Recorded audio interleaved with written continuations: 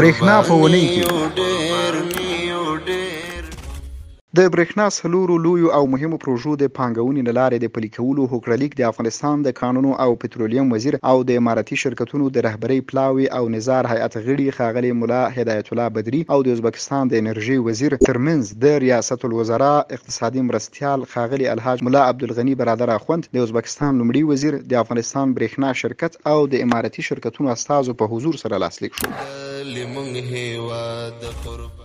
ښاغلی ډاکټر عبدالباري عمر چې د افغانستان اسلامي امارت اعلی قدر امیر المؤمنین حفظه الله د حکم پر اساس د افغانستان برېښنا شرکت د عمومي اجرایوي رئیس په توګه ټاکل شوی، د یو ځانګړو مراسمو په ترڅ کې د دې ادارې د بېلابېلو څانګو مسؤلینو او کارکوونکو ته وروپېژندل شو.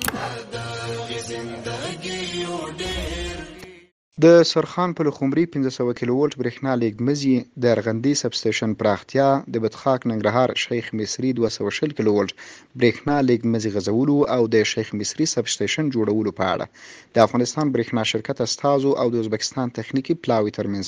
3 ورځنۍ تخنیکي ناسته ترسره شوه. کارمندان مدیریت سهم شکایات د افغانستان برېښنا شرکت در جریان هفته گذشته به 567 شکایات مشترکین در مرکز و ولایت‌ها رسیدگی نموده و این روند همه روزه به گونه منظم جریان دارد.